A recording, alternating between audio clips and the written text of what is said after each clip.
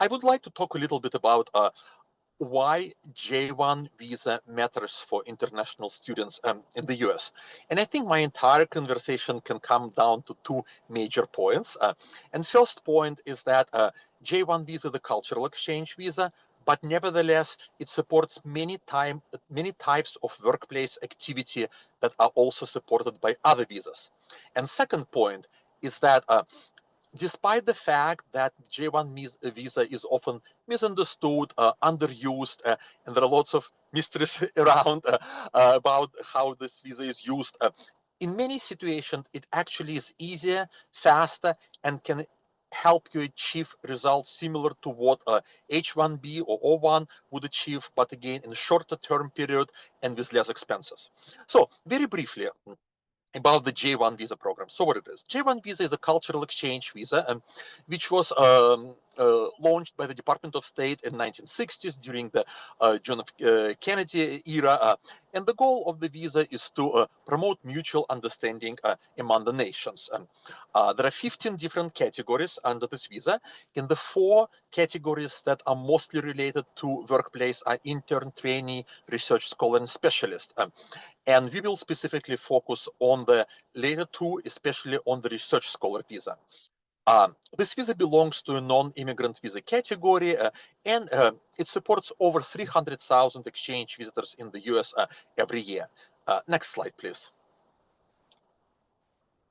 So, why are we talking about cultural exchange and how is it going to help people who graduate from American universities and are looking to start or continue their career in the US? There's one thing we need to understand here is, yes, the visa has been designed and branded as a diplomacy, people diplomacy tool and a soft power tool. Yes, the visa is for supporting cultural and professional exchanges, but it does support these exchanges through a variety of work-related activities. So in other words, it's not only for people who work in the area of culture, but it's for anyone who conducts certain activities in the US, and by doing this, pursues their career goals and also enables cultural exchange. So, what makes us think that it's okay to use J1 visa to support work-based programs? Well, recently, in the past couple of years, the Department of State has undertaken two actions which actually directly point at the Department of State's desire to see more and more J1 visas used for workplace activities. And one of them was the launch of Early Career STEM Research Initiative. It happened in late 2021. Um, what does this initiative do? So the Department of State specifically indicates that private businesses, not only academic institutions, but private businesses too, should be using J1 visa in intern, trainee, research scholar, and specialist categories. Research scholar and specialist categories are academic categories. They've been initially designed to serve universities and people who do research at the universities. That's why they've been considered as specifically suitable for academia. And by launching this initiative, the Department of State specifically says it's not only universities, it can be used anywhere. And second action, which is very important, it actually relates to what J1 visa holders can do after their program finishes. There is such thing, and you probably know it as 212E, 2-year homestay requirement. This requirement applies on several grounds, and we will briefly touch on it later in this conversation. But one of the criteria is skills list. So if your country is on the skills list, upon completion of your J1 program, you have to go back home for 2 years. In December of 24, the Department of State has removed over 37 countries, including the large countries like India, China, Brazil, Turkey, Indonesia from this list. So this means that once you complete your J1 program in the US, nothing prevents you from continuing with H visa or L visa or green card application. So this obstacle has been removed. Next one, please. Thank you, Vivian. Research scholar, the category that we would like to pay attention to today. What does that include? In the language of the Department of State, this visa is for conducting research, observing, or consulting in connection with the research project. As you can see, it's a very broad definition. And this term, broad definition, will be the one which I will keep using over and over again during this presentation. Who is eligible for this visa?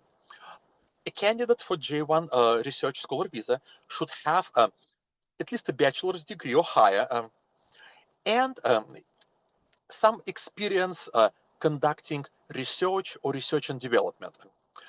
The Department of State does not specify what kind of experience this should be.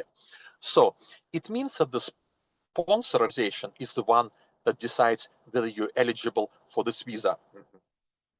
So the other thing you need to remember is if you're on J1 research scholar visa, you cannot take a position which leads to tenure track position, and also you cannot take you cannot apply for this visa if you have been in the US on a J1 visa right before the application.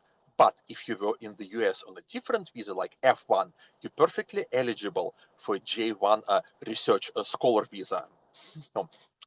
It's between so the duration of this visa is between 3 weeks and 5 years. So as you can see, it's a pretty long term. And what categories of people would be eligible for this visa? So we're talking about basically two large groups of people: those who are outside the US and those who are in the US. So if you're a research and development professional outside the US and you got your education and your work experience from a foreign country, you're perfectly eligible to apply. But unlike many other J1 visas, you're also eligible if your education and experience comes from the US.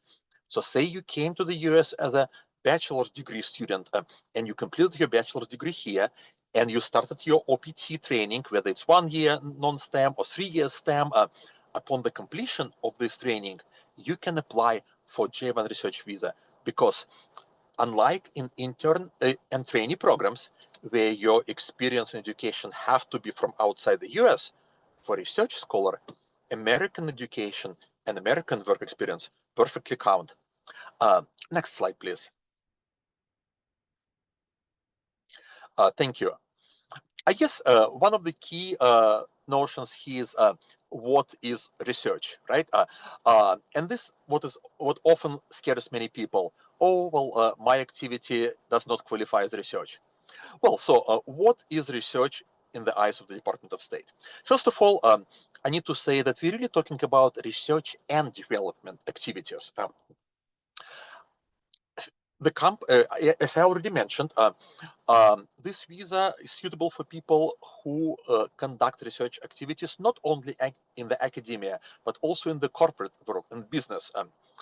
And even more, such business, such company that hires you as a J1 research scholar does not even have to have a research and development division. They don't have to have specific unit dedicated to research and development. All that needs to happen is that the activity that you pursue has to have some connection to research and development. So what kind of research is eligible? Literally any kind of research. It can be academic research, it can be applied research, it can be industrial research. It doesn't have to be entirely original research. You don't have to come up with something that's never been done before. For example, you can work on a system that already is in place, that is already in place, but you're improving the system or applying the system to new conditions. So you're researching and developing how the system could be improved. This qualifies as research. Does it have to be STEM research? Well, STEM uses up most of J1 visas in the research scholar categories, but it doesn't have to be STEM.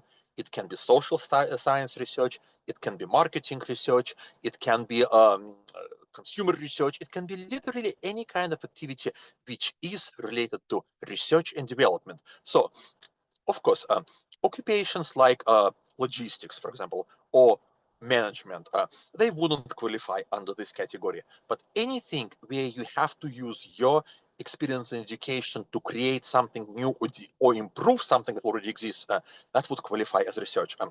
And another thing, if you are a research scholar under J1 visa, you can also pursue other academic activities. You can teach, you can lecture, and you can provide consultations, not only to your employer, but to other employers, of course, with the permission of your employer, but you can also act as a consultant to other companies. Next one, please, Vivian. Thank you. Let's skip this one and move on to the next one. I mean, we don't have much time, so I would rather focus on our main topic, on research scholar visa. I'll just say a few words about specialists later. Next slide, please. Thank you. So why are we comparing this J1 research scholar visa with H1B? Because if you look closely, there are lots of similarities, and where there are differences, actually, J1B often looks as a more attractive option than H1B. For example, let's look at duration. Like I said, from between 3 weeks and 5 years for J1 research scholar, up to 6 years for H1B. Well, you can extend it if you're on the green card track, but basic duration is very similar. Activity, what kind of activities are allowed? Perform services in a specialty occupations, that's for H1B. And for J1 research scholar, again, you need to conduct research, observe or consult in connection with research project. Very similar. Educational requirements, for H1B, you have to have a bachelor's or higher degree, same for research scholar. Dependents, for example, can your dependents work? Some dependents under H1B work, not all, but some, and all dependents under J1 research scholar can apply for employment authorization, and if approved, they can work in the US. Can you transfer employers? Yes, you can do it under J1 visa and under H1B. So both visas can allow you to do many things in the same way. But what makes them different? Let's look at the most important things. So first two lines here that I listed are not in favor of J1, so to say. H1B is a dual intent. So yes, with H1B, you can do adjustment of status and move on to the green card. You cannot do such thing with J1. It's a single intent visa. But as I mentioned earlier, if your country is not on the skills list, you can perfectly apply for H1B once you complete the program, or actually even during this program. And second thing is under J1 research scholar, your activity has to be related to research and development. Under H1B, no, it doesn't have to be. So this is where H1B covers a wider spectrum of potential activities. But if you look at other lines, here actually J1 is an easier to obtain and manage visa than H1B. For example, who manages, who does vetting and issues the H1B visa? USCIS. So your application is with USCIS. It's different for J1. For J1, Department of State issues the visa, but the Department of State doesn't do the vetting. The vetting is done by designated organizations or sponsor organizations like American Immigration Councils. So these duties are delegated to us, which means that the process is faster, there is less bureaucracy, and always when you work with a sponsor, you have a live person who you can reach out to and you can talk to them. So it's much more personal process and you get much more support. So what other differences are important? Cap, of course. The biggest issue for H1B is cap, both in terms of how many visas are allowed and in terms of when you can apply, right? You can only, unless you're in a cap exempt institution, which is possible, of course, if you're in a non-profit or academic institution. But if you're in a private company, then you're not cap exempt. You can only do it in the spring. And if you don't get the lottery, you're out of luck for the next year. It's different for J1. J1 Research Scholar visa does not have a cap. A specific sponsor may run out of their programs, but you can go to another sponsor, or your sponsor can request additional forms. And the sky is the limit. And this visa application can happen anytime during the year. There are no restrictions at all. So what else is important to know here? Like I said before, H1B, you have to win the lottery, right? No lottery, you have to wait till next year. For J1, you just have to meet the basic eligibility requirements. The government regulation is pretty, I would say, specific when it comes to H1B, what qualifies and what doesn't qualify under that visa. For J1, Department of State allows a sponsor to make a determination whether you qualify the research scholar. That's why we, for example, don't even list specific number of years as a requirements, as a eligibility requirements for this visa. We always consider them on a case-by-case basis. For example, even if you say in the US completing bachelor's degree, and you only had, and you're in non-STEM area, and you only had 1 year OPT, you may still be eligible if you also were involved in research during your academic studies in the US. If you have achievements, maybe if you publish something or co-authored an article or participated in some research events, we may find you eligible for this visa. And of course, if you complete a master's degree, a PhD degree, most likely you will be eligible as a research scholar. So what other important differences are there? Applying for J1 is much cheaper and much faster. The entire process from the moment you submit your documents to the sponsor, the moment you get your visa, it can be 5-7 weeks, of course, depending on what country you're in. With H1B, the process is much longer. And with H1B, you're usually paying an attorney, hourly fees or maybe set fees, but it's usually higher fee than what you pay the sponsor for J1 visa. So in general,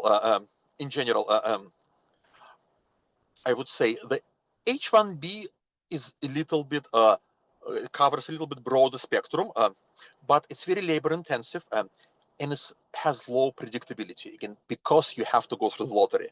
With J1, if your sponsor reviews your documents and tells you that you're eligible, more likely than not, you are getting this visa. So Vivian, next slide, please.